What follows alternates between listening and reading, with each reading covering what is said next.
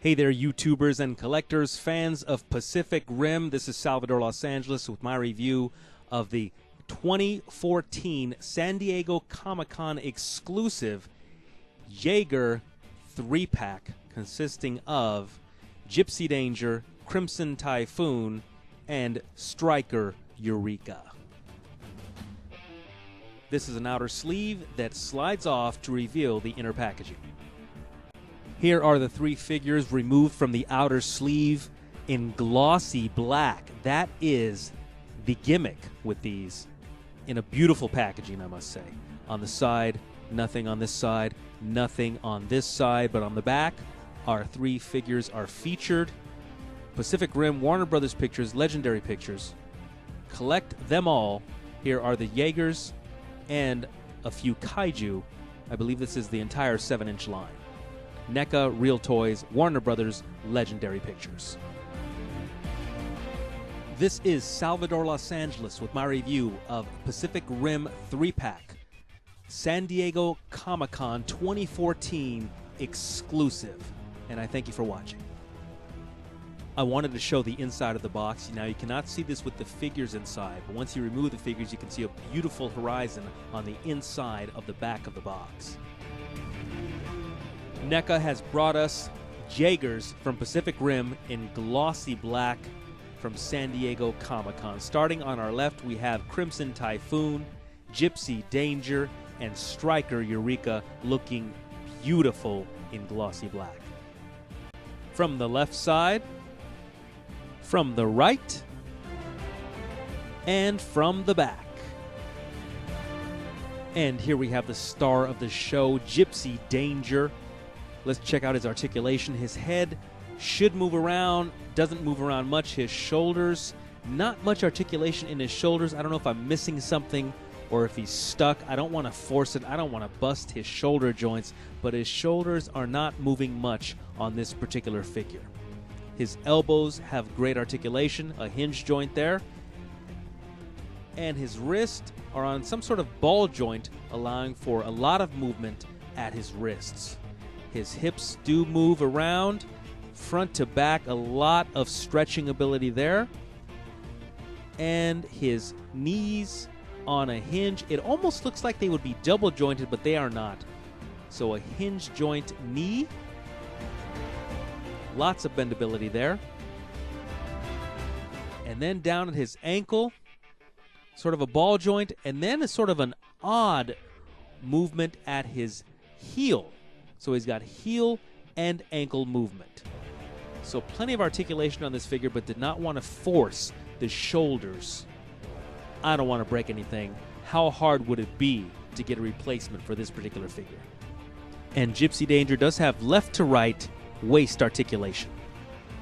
Let's get up close on some of the details of Gipsy Danger. Unfortunately, due to his coloring and due to the lighting, it's kind of hard to see a lot of detail on this guy, but he does have wonderful detail just on the sculpt itself. Obviously, the paint is merely a glossy black, which is a wonderful gimmick, but a lot of the detail is going to come from the sculpt itself, such as his fist.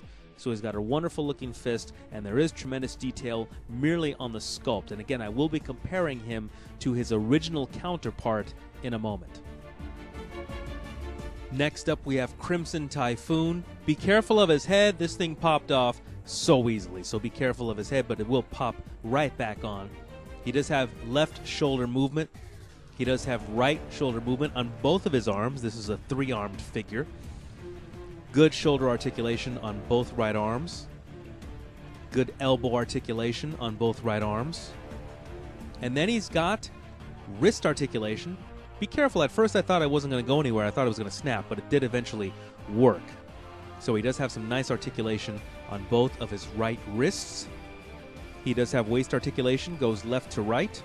He does have hip articulation, able to go in and out and back and forth, almost a running stance.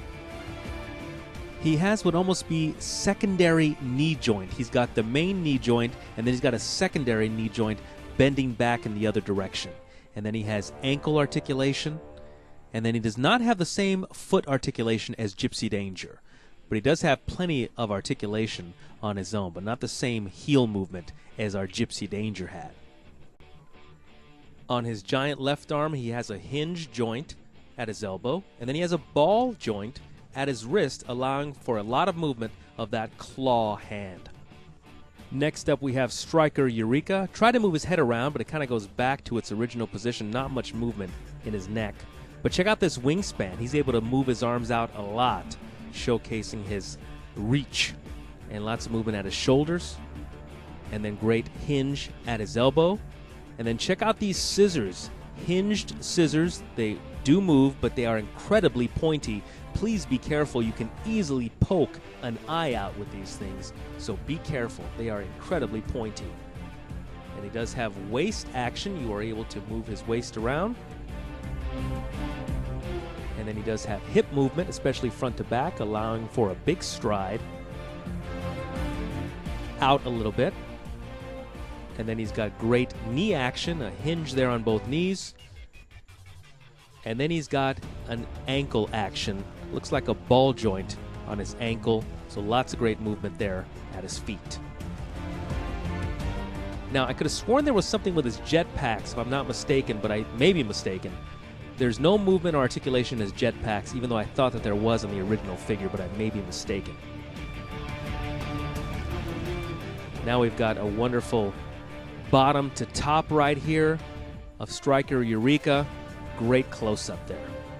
Striker Eureka stands 7 inches tall from toe to head, but if you include his jetpacks, it's almost 8 inches. Gipsy Danger stands just over 7 inches tall. Crimson Typhoon stands just about 7.5 inches tall. Crimson Typhoon weighs 8.95 ounces. Gipsy Danger weighs 6.40 ounces. Striker Eureka weighs 8.60 ounces. Crimson Typhoon next to his original release, from the side and from the back. Gipsy Danger from the front, from the side, and from the back. Striker Eureka from the front, from the side, and from the back. Alright, so the gang's all here. I think when you just judge the Comic-Con set on its own, do not compare it to its original pieces, it's phenomenal. But when you compare it to the originals, only because the originals are so awesome, yeah, they're not going to look as great. In fact, they're almost looking like these are the primered versions of the colored versions instead of standing on their own as glossy black versions, which are awesome in and of themselves. So don't compare them to the originals. You might be disappointed. Judge them on their own merit without referring to the originals. All right, so I do love this set. Watch your back, guys, while you're hanging out. So I was able to get the figures back into their box, good as new. This has been Salvador Los Angeles with my review of Pacific Rim 3-pack Black Jaegers, Comic-Con exclusive by NECA. Thanks for watching. Striker Eureka, can I borrow you just for 1 second? Thanks.